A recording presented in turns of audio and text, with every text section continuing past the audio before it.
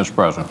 Republican leader is recognized. It certainly is the case in a country of 300 million people. There are differerences of opinion, and you'll see them on full display here in the United States Senate on this monumental 2,074-page scheme that would expand the reach of government deeper into our lives, raise taxes, increase health care premiums, and cut Medicare for seniors.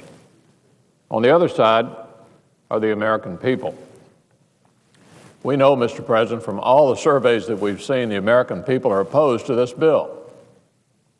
They're astonished that we are trying to pass a bill that is clearly opposed by the American people in every survey that's been published.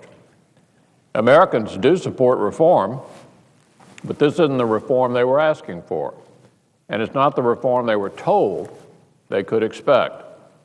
In fact, it's pretty clear by now that the American people were sold a bill of goods when the administration and its allies here in Congress said their health care bill would lower costs and help the economy. Because the plan that has been produced, that is before the Senate, won't do either. So the debate is no longer about improving care by reducing costs. We're past that. This plan will raise costs on American families, and it will make an already struggling economy even worse.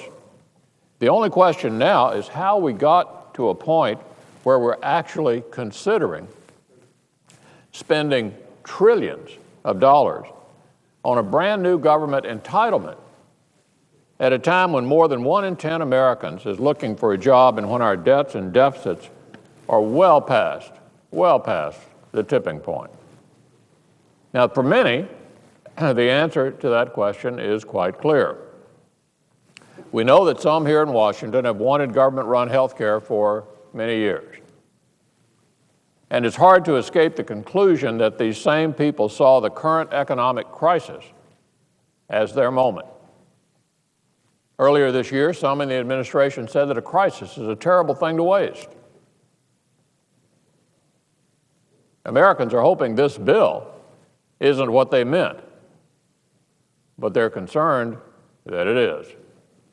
Americans will already know this bill will make our economic problems worse, not better, without even addressing the serious health care problems that we already face. And they'd be right. That's why they want us to start over and accomplish the real mission of lowering costs. And that's precisely what the McCain Amendment would allow us to do. The McCain Amendment would send this bill back for a rewrite. It would send it back to the Finance Committee with instructions to give us a new bill that does not include a $500 billion cuts to Medicare. Send the bill back to committee, send us a new bill without a $500 billion in cuts to Medicare. That doesn't pay for the bill on the backs of seniors if you pass the McCain Amendment. Here's a program, the Medicare program, that's already struggling, a program that needs help. Yet in order to finance their vision of reform, our friends on the other side want to use Medicare as a piggy bank, to create an all-new government program that's bound to have the same problems as Medicare. As written, their bill would cut nearly $500 billion from Medicare, not to make the program stronger, but to fund more government spending.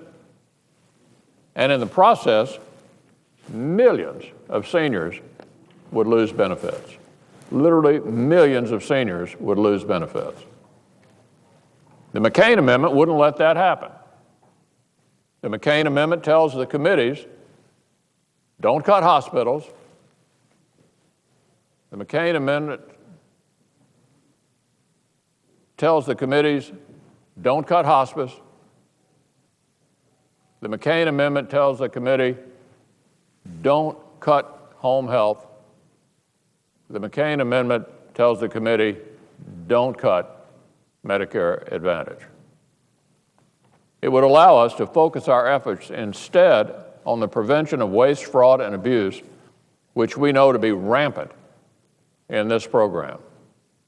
It would ensure that we're not cutting one government program just to create a new one. That's what a vote in favor of the McCain amendment would be. It would be a vote to preserve Medicare, not weaken it. And that's the message America's seniors want to hear in this health care debate, that improving health care in America doesn't have to come at their expense. Now, some might argue that they need to cut Medicare to create a new government program. That's their call. But it's not the call Americans are asking us to make.